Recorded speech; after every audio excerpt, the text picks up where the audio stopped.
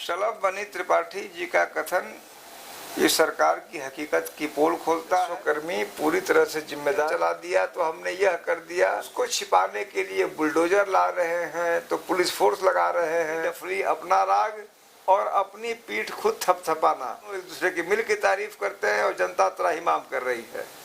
एक सत्ता का भय और दूसरा पैसे का लालच, इन्हीं दोनों फैक्टर से वो चल रहा है। आईजीआरएस का इन लोगों ने एक माहौल बना दिया। डबल मर्डर हुआ है, उसमें भी आईजीआरएस में पूरी तरह क्लीन बता दिया गया। प्रधानमंत्री जी मुख्यमंत्री जी की तारीफ करते हैं, मुख्यमंत्री जी प्रधानमंत्री जी की तारीफ करते हैं और भेड़ बकरियों की तरह गिरफ्तारी कर रहे हैं। आज उनके खिलाफ हत्या का मुकदमा दर्ज किया जा रहा होता है। स्थानीय पुलिस और प्रशासन उस पूरे मामले को छिपाना चाहता रहा, कानून होता। देवरिया में 6 लोगों की हत्या पर आज आप मौके वारदात पर मौजूद थे। वहां पे पहुंच के आपको तात्कालिक परिस्थिति देख करके क्या अंदाजा लगा? क्या यह 2 गांव की मामले थे या फिर प्रशासनिक लापरवाही का मामला था या फिर ये जातिवाद का मामला था या फिर ये राजस्व विभाग की लिपापोती वाली कार्यप्रणाली जो कि पूरे प्रदेश में बदनामी के लिए एक अलग सबब बनती जा रही है, उसका परिणाम था? देवरिया में जो तथ्य मौके पे मिले, जो वहाँ के लोगों से बातचीत से सामने आया, उससे ये कुछ बातें पूरी तरह स्पष्ट है। पहली बात तो यह कि यह स्पष्ट रूप से इसके लिए राजस्व कर्मी पूरी तरह से जिम्मेदार हैं। अगर इस देश में वास्तव में कानून होता और कानून का पालन होता तो जिन राजस्व कर्मियों के कारण ये 6 मौतें हुई हैं, आज उनके खिलाफ हत्या का मुकदमा दर्ज किया जा रहा होता, क्योंकि वही इसके लिए मूल रूप से उत्तरदायी हैं। उन्होंने ये स्थितियां पैदा की कि ये घटना घटी। दूसरी बात यह कि घटना घटने के बाद भी जिस प्रकार से स्थानीय पुलिस और प्रशासन उस पूरे मामले को छिपाना चाहता रहा, उसको दबाना चाहता रह रहा है, वहाँ लोगों को नहीं जाने दे रहा है, गांव में भय का माहौल पैदा कर रहा है और चाह रहा है कि वहाँ पर किसी भी प्रकार से वहाँ की सच्चाइयाँ बाहर ना आए, वह भी अपने आप में बहुत गंभीर है। तीसरी बात, जो अपनी पूर्व की विफलता है और जो अपनी नाकामयाबी है और अपना पाप है, उसको छिपाने के लिए बुलडोजर ला रहे हैं तो पुलिस फोर्स लगा रहे हैं और भेड़ बकरियों की तरह गिरफ्तारी कर रहे हैं। कह रहे हैं कि 16 अरेस्ट हमने कर लिया। हमारा यह पूछना है कि तुमने इतनी जल्दी कहां से लोग ले आए? यह भी जांचा नहीं कि कौन हत्या में था नहीं था। जितनी जघन्य हत्या है, और हत्या जितनी जघन्य चीज होती है उससे कम जघन्य किसी निर्दोष व्यक्ति को हत्या में फंसाना नहीं होता है। आजाद अधिकार सेना की यह भी मांग है कि जो उन्होंने पहले गलतियां की, लापरवाहियां की प्रशासन ने, उसको और न दोहराए और कम से कम जांच निष्पक्ष हो, न्यायपरक हो और कोई निर्दोष व्यक्ति न फंसाया जाए, मात्र दोषी पर ही कार्रवाई हो। कोई भी ऐसी कार्रवाई अब न हो दिखावटी, जो भाजपा की एक नीति है। उनका जो एक तरीका है कि पहले गुनाह करें और बाद में दिखावे की कार्रवाई करें। हमने बुलडोजर चला दिया तो हमने यह कर दिया, वह फर्जी कार्रवाई न करे, जो भी करे न्याय के तहत करे। अब और अधिक पाप शासन प्रशासन वहां पर न करे। तत्कालिक परिस्थिति में जब वहां पर आप पहुंचे तो प्रशासनिक अमला जिस प्रकार से मौजूद था और सीएम योगी वारदात वाले दिन गोरखपुर में मौजूद थे, क्या इसमें ऐसा माना जा सकता है कि अधिकारियों की घोर लापरवाही थी? उनके मौजूदगी के बावजूद उनके गृह जनपद के बगल में ही ऐसी वारदात हो गई और अधिकारियों के कान पे जू तक नहीं रेंग रहा था और इतने लंबे समय से ये सब लिपापोती का कार्यक्रम चल रहा है। ऐसे में मुख्यमंत्री योगी के दावों पर पलीता लगाने के लिए अधिकारियों का यह ढीला रवैया, इसके पीछे कौन जिम्मेदार होगा? हमारी अगर समझ है उसके लिए सीधे मुख्यमंत्री योगी आदित्यनाथ व्यक्तिगत रूप से जिम्मेदार हैं। उनकी कथनी और करनी में कोई समानता नहीं है।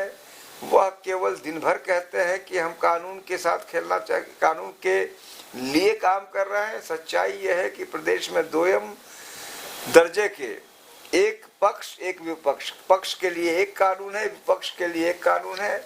पक्ष वालों को पूरी छूट है। हर घटना, हर पाप, हर अपराध में कोई न कोई सत्ताधारी पार्टी का व्यक्ति शामिल होता है, उस पर कोई कार्रवाई नहीं होती है। विपक्ष के व्यक्ति पर चुन चुन के फर्जी मुकदमे हो रहे हैं। तो यदि इस पूरे हादसे के लिए इन पूरी स्थितियों के लिए प्रदेश में जो अराजकता है, जो तानाशाही है, उसके लिए यदि कोई एक व्यक्ति जिम्मेदार माने जाएंगे तो वे स्वयं श्री योगी आदित्यनाथ जी हैं। मुख्यमंत्री योगी आदित्यनाथ अपने सीएम पोर्टल, जनता दरबार और IGRS पोर्टल को लेकर काफी दावे करते आते हैं कि सारे मामले लगभग सुलझा लिए जाते हैं। जनता दरबार में 200, 250, 500 के आंकड़े आते हैं कि आज सीएम ने जनता दरबार में फरियाद सुनी और त्वरित निस्तारण किया। IGRS पोर्टल में इस मामले में जैसा कि सुनने में आ रहा है कि 3 साल पहले उस व्यक्ति ने दुबे परिवार के जो मुखिया थे दुबे जी, उन्होंने IGRS पोर्टल पर शिकायत की थी और उसका आज तक कोई निस्तारण नहीं मिला, ना ही उन्हें कोई सुरक्षा प्रदान की गई। ऐसे में IGRS पोर्टल और जनता दरबार की हकीकत आप किस नजरिए से देखते हैं? मैं समझता हूं कि IGRS पोर्टल की हकीकत मुझे अब बयान करने की जरूरत नहीं है। वह घटना अपने आप में इसका चश्मदीद साक्षी है। मुझे बताया गया कि वहाँ एक और घटना, देवरिया की ही बात बता रहा हूँ, कुछ दिन पहले और हुई, जहाँ डबल मर्डर हुआ है। उसमें भी IGRS में पूरी तरह क्लीन बता दिया गया था। IGRS का इन लोगों ने एक माखौल बना दिया है। और भारतीय जनता पार्टी की सबसे बड़ी जो विडंबना है कि वो अपनी डफली, अपना राग और अपनी पीठ खुद थपथपाना। प्रधानमंत्री जी मुख्यमंत्री जी की तारीफ करते हैं, मुख्यमंत्री जी प्रधानमंत्री जी की तारीफ करते हैं, दोनों एक दूसरे की मिल की तारीफ करते हैं और जनता त्राहिमाम कर रही है। तो क्या तारीफ के इन पुलिंदों से जो अव्यवस्था फैल रही है और हत्याएं हो रही हैं, उससे किस प्रकार से रिकवरी की जाएगी? क्या वो जिस परिवार के चिराग डूब गए, एक छोटा सा बच्चा जिसका जन्मदिन था, बड़ा भाई उसके लिए गिफ्ट लाने के लिए कथा वाचने गया हुआ था, क्या वो बच्चा वापस आ पाएगा? देखिए, आप और हम सभी जानते हैं कि जब तक शासन प्रशासन संवेदनशील नहीं होगा, वास्तविक रूप से कार्य नहीं करेगा, तब तक कोई स्थिति नहीं बदलेगी। और मेरा तो स्पष्ट मानना है कि मौजूदा मुख्यमंत्री जी के शासनकाल में उनका जो रवैया है, उनकी जो नीतियां हैं, उनकी जो रीतियां हैं, उनमें किसी भी प्रकार से थोड़ी भी बेहतर स्थिति होने की मुझे दूर दूर तक कोई संभावना नहीं दिखती। एक व्यक्तिगत अनुभव वाला सवाल पूछना चाहेंगे। आप स्वयं भी पूर्व प्रशासनिक अधिकारी रहे हैं। ऐसे मामलों में प्रशासनिक लिपापोतियां क्यों होती हैं और किस स्तर पे होती हैं? क्या कारण होता है कि प्रशासन इन मामलों में लिपापोती करता है, जो कि आगे चल के देवरिया जैसे नृशंस हत्याकांड का गवाह बनता है? देखिए, प्रशासन के अंदर संवेदनशीलता इतनी न्यून हो जाती है उनके ट्रेनिंग के दौरान क्या? देखिए, मेरा यह मानना है कि प्रशासन को दुर्भाग्य का विषय है कि 2 ही फैक्टर गवर्न कर रहा है। एक सत्ता का भय और दूसरा पैसे का लालच। इन्हीं दोनों फैक्टर से वो चल रहे हैं और इन दोनों फैक्टर्स में कहीं भी संवेदनशीलता और न्याय के लिए कोई स्थान नहीं बच जाता।